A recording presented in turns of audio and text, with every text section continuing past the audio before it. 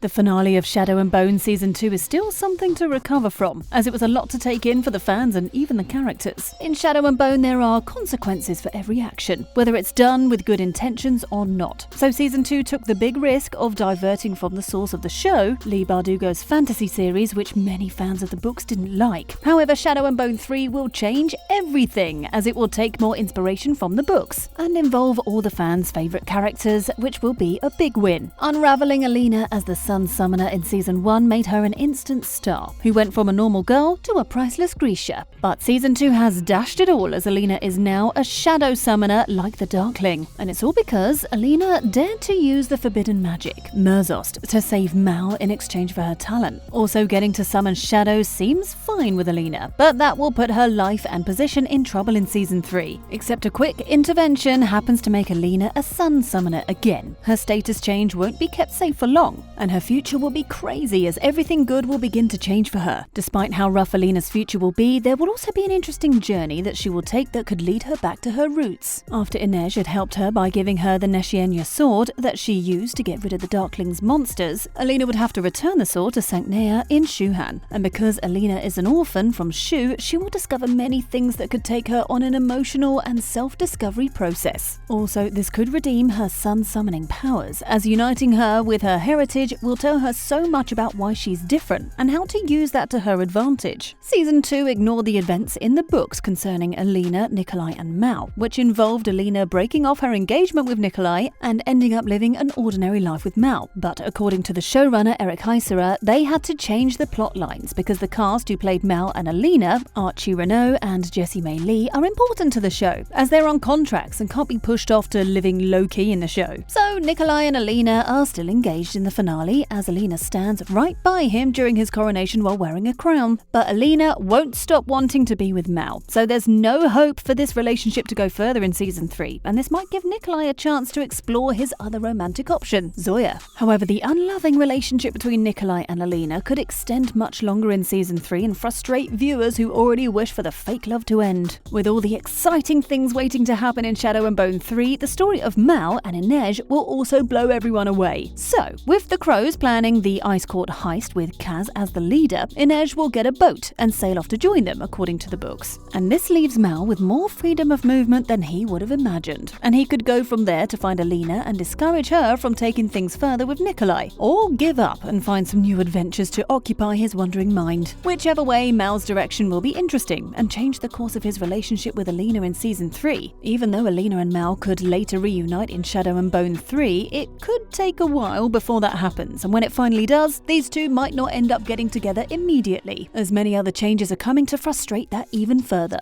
Now, the Crow's world is also thrilling and will transport viewers into the upcoming heist, as there's plenty to dig from the Crow's books, which the showrunners have decided to explore pretty early. So after the big heist in Season 3, the Crows will break out Matthias from the prison, so they have to be complete and reunited after successfully pulling off the job. But before that, they would have gotten into the Ice Court, heavily guarded by the Fjerdan military, to break loose a Shu scientist, Bo Yul Bayur. The scientist was the one who made the pill an intoxicant Jerdaparam, which enhances Grisha's powers and abilities, and the one used to cause heavy bloodshed at Nikolai's coronation. But abducting the scientist will cause even more issues, as it won't be easy even if successful. The scary thing about Jerdaparam is that it can change everything in Season 3. Shadow and Bone 2 already showed the viewers its dangerous powers, but there are also side effects. Any Grisha who uses the pill will get addicted and have their body weakened. Also, it has damaging withdrawal symptoms that are hard to recover from, and if a Grisha finally manages to overcome this, which is very rare, their powers and abilities won't remain the same again. In short, it will render a lot of the Grisha useless, and if that's the future for them, it needs to be stopped, or things will never remain the same again. If you think the handsome and powerful Darkling General Kirigan is gone and past for good, then you might be wrong, because the show doesn't plan on keeping the character away. Also, according to the books, the Darkling showed up again, and in Season 3, his return will change the whole course of the story. The Darkling might return, but not in his former body, as it's been buried and is now useless. So, following Rule of Wolves in the second part of the Nikolai duology series, an imprisoned saint, Lizabetta, will trick Nikolai and Zoya into carrying out a sacrifice that will resurrect the Darkling, and with his body damaged, the Darkling will find a befitting host, Yuri, who's one of his loyal followers, which means two souls will now be in one body, as the Darkling won't drive out Yuri's soul. So, General Kirigan is returning and coming in a different body, which will cause a huge change, as no other character would expect to find such power in a random person like Yuri. Interestingly, Kirigan won't only return because that's part of the book, but because everyone loves Ben Barnes, who played the role. So Netflix might make sure this cast member returns. The showrunner Eric spoke on how they will try to include many cast members that can take season 3 to a different and better dimension, when he said, "Thankfully, we're creating brand new material for actors that we know and love and trust who will carry the water for us on this. And Ben Barnes is one of those. And it'll be exciting to see how the actor returns, because people don't just want to see him inside Yuri's body, but in his own flesh, which will be tough." With Shadow and Bone 3 comes terrible changes, and the King of Ravka, Nikolai, has a big hell and demon to battle. After the Darkling attacked Nikolai with Mazost and was stabbed by the shadow monsters, Nikolai started to see the image of Nikavoya anytime he looked in the mirror, and this means that Nikolai can't escape getting transformed into the monstrous flesh-eating demon with dangerous wings and claws in the night from now on. And judging by the books, it will be a lot of work for Nikolai to battle his inner demon by learning to tame and control it. Aside from this huge task, as a king, he also has Ravka to rule during the day, and it will only get harder until he finds a better way to balance things. And maybe, while Nikolai is at it, he could start acknowledging the romantic tension between him and Zoya, who has been his loyal and comfortable friend. After all, the things waiting for him in season 3 won't only be demanding, but also very lonely to face. And in one of his weak moments, he could start seeing the need for more support from Zoya, which could make the two fall deeply for each other without holding back. So Nikolai could get to tame his demon in season 3 or get a permanent cure to get rid of it. But whichever way it goes, Nikolai will be okay, as season 3 will ensure it. You may have overlooked something in the finale of season 2, and that's the short moment Zoya had with a bee at Kirigan's funeral, which could get even bigger in Shadow and Bone 3. Also, this could further explore Zoya's character arc from the King of Scars series. And if season 3 follows this path, it will show how Nikolai and Zoya entered the fold and came across 3 mystical saints. One of these saints has bees around her who follow her wherever she goes, and for a bee to approach Zoya in the remnant part of the fold during the Darkling's funeral, then there's probably a message for her from the great beyond, which is going to switch things up in season 3, or even be a form of help for Nikolai in the fight against his inner demon. Zoya is very important to the future of Ravka in season 3. As the showrunner has teased, the actress Sujaya Dasgupta will be ready, as she will be the strength of the season 3 storyline. With Zoya being an important figure beside Nikolai, there would be little for Alina in Ravka, as she would finally break off her engagement with Nikolai to be with Mal. So, it'll be tough for the characters in season 3 as they try to balance the world bent on changing everything they have ever held on to. How excited are you for the dangerous things set to change everything in season 3? Do you think it could get even crazier in this fantasy world? Share your thoughts in the comments below, and thanks for watching.